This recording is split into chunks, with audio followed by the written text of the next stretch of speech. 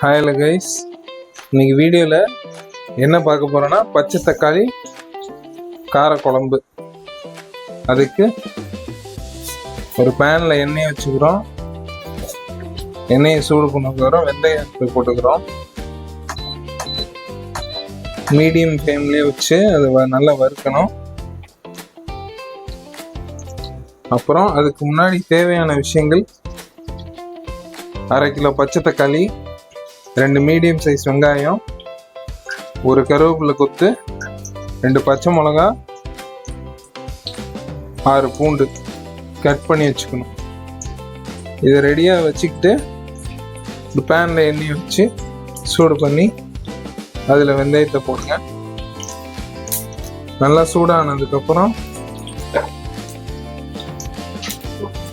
சோம்பு தேவையான அளவு,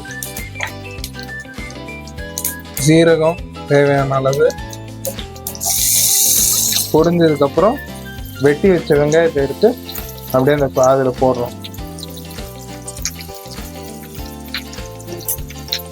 பூண்டையும் போடுறோம். அடுத்து அப்புறம் 2 பச்சை மிளகா கட் பண்ணி வச்ச பச்சை மிளகா அதையும் போடுறோம்.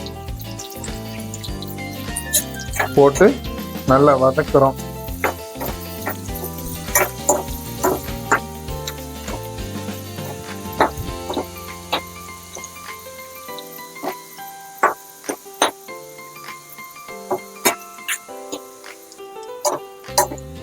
வெங்காயம்லாம் நல்லா பொன்னிறமாக வதங்கினதுக்கு அப்புறமா நம்ம வெட்டி வச்ச அரை கிலோ பச்சை தக்காளியை ஆட் பண்ணுறோம். அது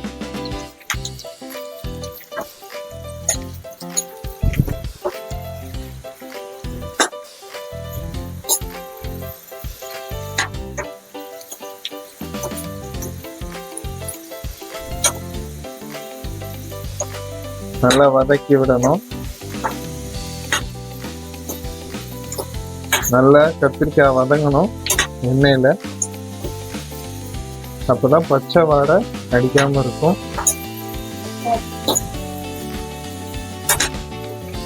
தக்காளி வதங்கணும், கத்திரிக்காய்.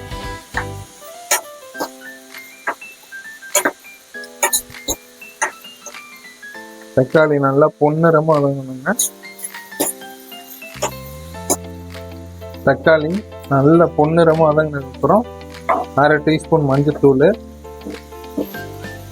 அப்புறம் குழம்பு மிளகாத்தூள் 1 டீஸ்பூன், இன்னொரு டீஸ்பூன் ஆட் பண்ணிக்கணும். மொத்தம் 3 டீஸ்பூனு. 4 கூட போட்டுக்கலாம். காரத்துக்கு ஏற்றாப்புல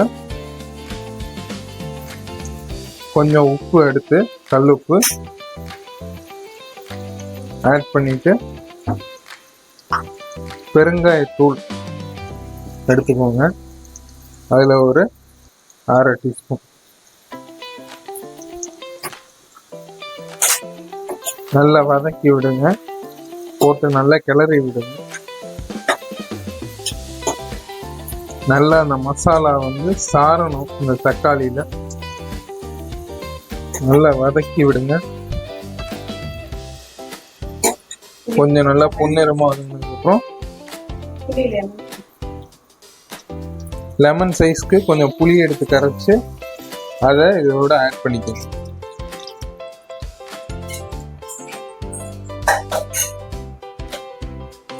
ஆட் பண்ணி நல்லா கிளறி விடுங்க.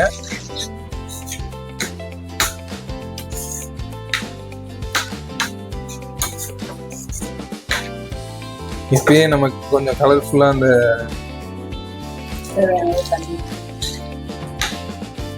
அப்புறம் தேவையான அளவு தண்ணி ஊற்றிக்கணும். குழம்பு உங்களுக்கு கெட்டியா வேணும்னா கெட்டியா வச்சுக்கோங்க, இல்லை தண்ணியா வேணும்னா தண்ணியா வச்சுக்கோங்க. போட்டு எல்லாத்தையும் போட்டு நல்லா கிளறி விடுங்க.